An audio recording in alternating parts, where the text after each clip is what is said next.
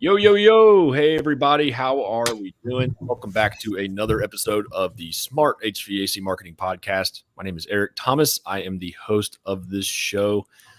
If you're listening to this in the future, which I guess would technically be your present, but it is our future right now because we're recording this live, then hopefully we saw you at Service World. If we saw you there, hit us up. We'd love to chat and catch up afterwards. And then also we're looking forward to the fall meetings that ACHR is hosting down in New Orleans. I believe tentatively the meeting is still on, so we're planning on being there. So if you'll be there, swing by and say hello to us. We would be glad to meet you and hang out. Today we are joined by Nolan Sarandou from Jackson Comfort Services. How you doing, Nolan? I'm doing great. How about yourself? Doing awesome. So Nolan, thank you for joining us today. Why don't you go ahead and tell our listeners a little bit about yourself and your experience in the industry? Sure, I'd be happy to. So my name is Nolan Sarandou, and I'm the HVAC service manager for Jackson Comfort Services. We are in the Cleveland, Akron area of Ohio, and I've been with Jackson for roughly about 14 years. I actually started with Jackson out of trade school. And somewhere in that 14 years, I also actually spent about a year working for Arzell Zoning in tech support over there. So got a little bit more experience with the industry, in a broad sense when I was working there, talking to different contractors around the country, which is pretty cool. But, working as the service manager over here, I have a crew of about 19 talented individuals that I manage and just help coach and train, and just try my best to help out the company as a whole. So you have 19 service technicians? We do. So 13 of them are on the residential side and 6 of them are on the commercial. Our commercial technicians, they do both service and installation in the commercial division.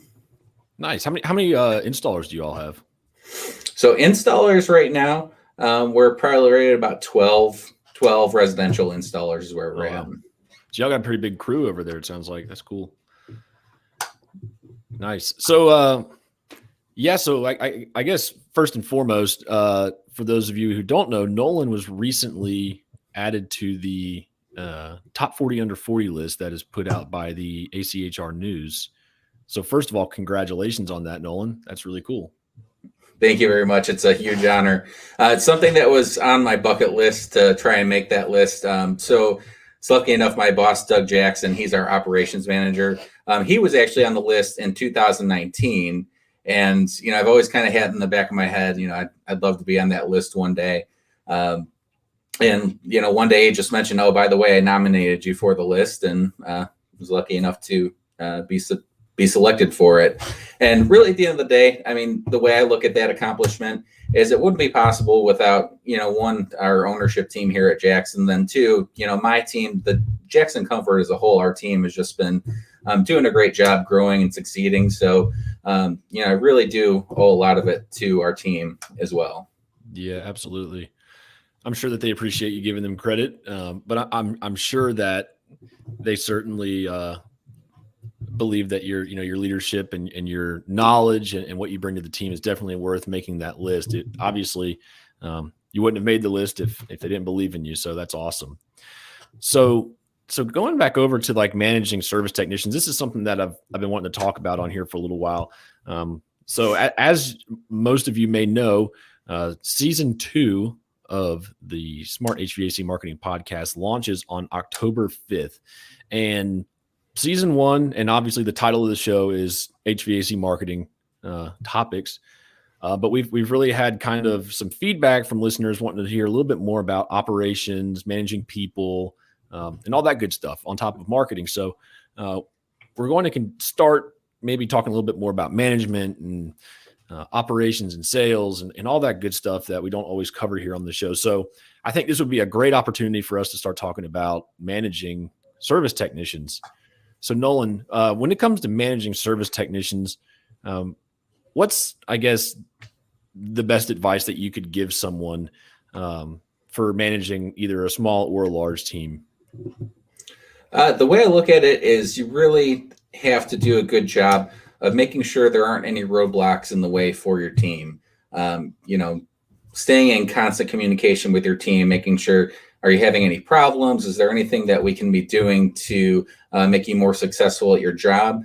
Because at the end of the day, if there's roadblocks in their way that nobody's there to help them overcome, you know, they're going to keep running into those roadblocks, and, you know, they're not going to have a chance to really succeed and strive. So I would say that's probably the biggest thing, is being aware of what challenges your team is facing and being there to help them overcome those challenges, or at least give them the path to get around them. I think that's really huge.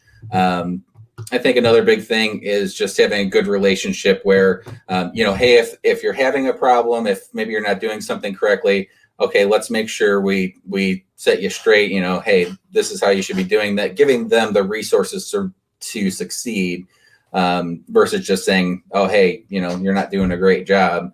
You have to, you know, say, okay, this is a problem. Here's our solution. Here's how we fix it. In addition to that, just, you know, making sure you're also communicating on the positive end. You know, oh, hey, we got a customer review for you. Great job. You know, hey, great job on your membership sales for the day. So giving some constructive feedback when things aren't going right is huge. And then also making sure you're really giving that positive feedback and staying up to date on that, I think, is also really important.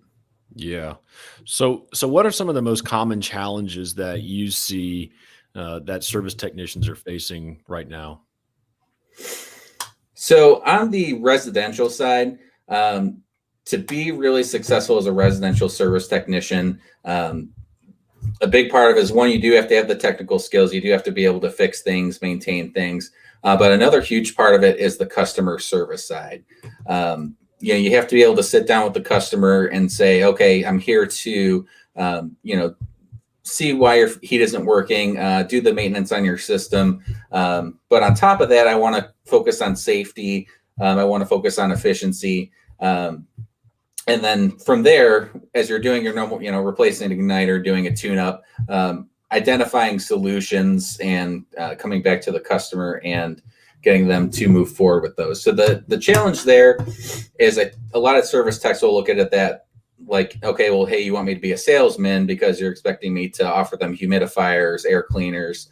And at the end of the day, what we're really just trying to do is we're just trying to help the customer. We're trying to identify all the problems that they're having and give them solutions. So I think that is one area that can become a challenge of, okay, hey, I'm out here to fix things. I don't want to be a salesman.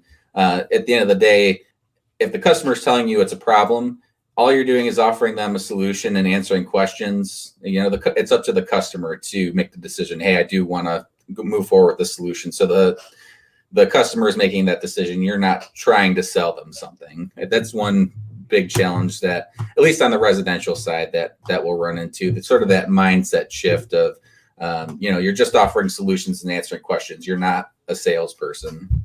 Yeah. So how do you guys train technicians to overcome that, I guess, that fear really of speaking to the customer about solutions and alternative options? Sure. So really the best way to go about it is just practice. So we'll do in our company, we'll have role-playing sessions that we'll try to do. Okay, here's the best way to go about talking to the customer. Or, you know, maybe our way doesn't work for you, but maybe we can identify a good way that works for you when you're out in the field. We also do have some customer service experts come in. We have a gentleman by the name of Marvin Montgomery, who's like really fantastic. He comes in, he'll do ride-alongs with our techs. He will just give recommendations on how to approach the situation to where, you know, we're not trying to force things on the customer. Hey, at the end of the day, this is really going to help you. So just practicing, giving them the best tools to tackle that situation is really what we try to do there. Yeah. Yeah. Role playing is, I think it's crucial for anyone that has to talk to people. I know I role play just some of the stuff I say for the podcast before I go live, because it's like, you know, it's like sports or anything really. You don't just show up to the game and step into the batter's box and try to hit a home run. Like, you have to practice, do batting practice every day. And you have to take ground balls every day, and you have to do whatever sport it may be. It's no different than that. So I guess in regards to like the role playing and the practicing and stuff, How does that workflow typically go? Is it every morning for a few minutes, or is it just like once a week? So we try to do it at least once a week. We have our service meetings that we have once a week where we'll just pick a specific topic and we'll kind of run through what's the best way to approach this situation. We will try to schedule additional training opportunities to do that. For example, a couple of weeks ago, we were having trouble converting our memberships the way we wanted to. So we're offering memberships to the customer, but the customer is just not moving forward with it. So how do we present the value of our membership to the customer? What's the best way to go about it? So we try to do that on a regular basis as well. So if we can, do that role playing at least once a week, that's what we, at the minimum want to do. But then we'll follow up with additional trainings and, maybe if there's a situation that's not going well, if we're doing a coaching session, maybe at that point we'll say, hey, let's, run through this really quick and talk about what's the best way to go about it. Yeah. Do you all write down the objections that you get from customers? That's a really good exercise to do, which we have done in the past. We talk about, what's the objection to not get a membership? Hey, I'm going to be moving in a year, and what's our solution to that? For our membership, the membership stays with the home, with the location. So we try to come up with those examples to give to the customer. Hey, definitely understand that. But maybe you didn't know this, but this will actually add to the value of selling your home. We try to give our technicians a good way to spin it to the positive versus, the negative point that the customer is bringing up. Yeah, absolutely. So in regards to like recruiting and finding technicians, has that been a struggle that you all have faced so far this year? So recruiting definitely is an issue. And it's not just with us, it's pretty much industry wide, as I'm sure a lot of people already know. So what we've been doing is, in the past, the typical way to go about it would be you post a job on Indeed, wherever you might post it. Hey, we're looking for somebody with 2 to 5 years experience. And we didn't have a ton of luck with that. We've had some success with some experienced technicians coming in, but really at the end of the day, the companies that have techs or experience, they're doing everything they can to keep those technicians because, obviously if we lose a tech, it's going to be super difficult to find another one. So what we've been really looking for, we've been looking for people that are either coming out of HVAC school or maybe people that, don't have any experience, but have a good mechanical aptitude, a great attitude, and just the willingness to come in and learn and work hard. And what we've been doing is we've been actually offering a program to people where, hey, you can come in and train. We'll do in-house teaching and training that you're going to get paid for.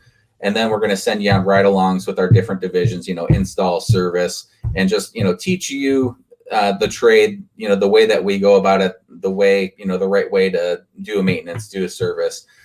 We've really been focusing on just bringing in people new and training them to succeed, which has gone really well for us. We have a couple service technicians that are less than 2 years in. And I mean, they're already doing things like, replacing coils out there efficiently. They have high membership conversion rates. They're really doing everything that they should be doing. So that's kind of what we've been moving towards, is bringing in people with little to no experience, teaching it the way we want it to be done. And then they just succeed from there and do very well for themselves. Yeah, that seems to be a winning strategy for finding technicians. It seems like the labor issue that has, presented itself to this industry is really, it's been a blessing in disguise, I think, because it's helped, I think, a lot of companies out there get away from the old way of hiring, which was throw up a beefy sign-on bonus, try to, steal someone from another company and then just call it a day. And now everyone's like, all right, let's find some, some young people who have a great attitude, who's willing to learn. And so they're actually able to build up, good quality service technicians that fit the company core values, really. Absolutely. And just to give you a couple examples. So the first person we actually did this program with, he happened to be a friend of one of our service techs. He worked in the restaurant industry for, at least 10 years. He was a GM at a restaurant, and I just kind of capped out with how far he could kind of move up there. And, he he came in to do it, and he's making way more money than he ever did, being a GM for a restaurant. And it's just such a great life transition for him. So if there's anybody out there that's listening to this that isn't in HVAC and is just interested in getting into it, I mean, no matter what you're doing, if you have that great attitude and you have that willingness to learn, definitely companies can teach you the rest. And it's such a great trade to get into. I really think, the trades are such a great opportunity overall for people, young people that just need a direction to go in life. You can come in and be successful really quickly. Yeah, absolutely. So in regards to recruitment, I know that this podcast is going to be released after Service World, but if anyone's listening to this right now, between now and next Thursday, and you're going to Service World, we will be having a recruitment panel that I'll be on. I'm no expert in recruiting, but I do know that recruiting is essentially marketing, just people marketing. Really, you're just trying to find people. So yeah, there's going to be a lot of really good people on that panel, and excited for that. I'll definitely have some recaps on the podcast afterwards with some of the takeaways. But I've already learned so much about recruitment just from talking to people like Nolan and other guests that we've had. It just sounds like a few other like good ideas. Nolan, I'm not sure if you all do this or not, is like offering some type of bonus for technicians who refer a technician or an employee. We do have a referral program within our company. I forget the specifics offhand. I think it's for the first 2 years, your referrals within the company. I think the employee gets $100 a month, and then the recruiter or the recruitee, gets that same amount. So we do have that program in place, and it does work very well. Actually, the majority of the people that we have brought in to train have come from that referral program. So I think that's a really good thing for companies to use. Yeah, I think it's awesome. Like, because if you have a really good service technician and you know that this person, they're a hard worker, they have a good attitude, they uphold your company values, why not just sit them down and say, hey, we want, some of your friends or past coworkers who are like you to come work for us. I mean, you can't really go wrong there. They say birds of the same feather flock together. Absolutely. Yeah. So Nolan, in regards to some of the other stuff in the industry, like equipment shortage and some of this other stuff, what are you all seeing over in Ohio? So equipment shortage is actually, becoming a challenge for us. Luckily, our ownership was pretty smart about when we started to first hear about equipment shortages. They went out and kind of made sure to secure everything we needed. There was that issue with water heaters not being available for a certain amount of time. We went out and purchased, we got like a whole trailer full of water heaters because we do have a plumbing division that's doing water heaters pretty regularly. Mm-hmm. So that was one thing where we really just made sure we had what we need to serve our customers as timely as possible. As far as on the HVAC side, so as far as new equipment, we work with a couple different manufacturers. Our main manufacturer we work with, we haven't had too much of an issue. What they've been really good about, and I think this happens with other manufacturers as well, is if they don't have a specific piece of equipment, they'll say, okay, well, hey, we don't have this in stock, but we're going to upgrade you to, from a 14 to a 16 SEER. So we've been lucky in that our supplier is just taking great care of us. Another one of the manufacturers we use, they're like 30 to 60 days out on equipment. So that can be a challenge. So it's definitely, real out there. Another issue we have a commercial project coming up. It's an underground piping project, and a lot of the materials, that we need, we're still calling around to see, but, we're being told, 60 days back order on some things. So it's definitely a challenge out there. And I've spoken with other companies that are experiencing the same issues in our area. Yeah. I've been reading different things online that some people are saying, oh, it's only affecting the East Coast and the Midwest is fine. But it seems like it's pretty much everywhere. From everything I've been hearing, yeah, it's been an issue, definitely. Yeah. So Nolan, I guess in regards to like career advancement within a company, because, you've been with Jackson for quite some time. You seem to have worked your way up the ranks so far. What's some advice you would give to someone listening out there who maybe just, maybe an entry level service technician, or maybe they are a technician for a few years at a company and they want to advance their career? What's some advice you'd give them? Sure. So my advice on this topic is, I started out as a service technician back in 2008. And when I started out, I kind of learned in school what I had learned, and I did ride-alongs with techs. And my expectation was always that, okay, I'm waiting for the company to say, okay, we're going to get you training classes. That was kind of the mindset I was in early on, was I was expecting the company to provide training for me to continue to excel. And after a while, what I had figured out was at a certain point, you really have to just go out and do the work, go out and reach out to resources where, we're lucky enough now where you have great content on YouTube that's trusted, like HVAC School. There's so much content out there that is reputable that you can use just to continue learning.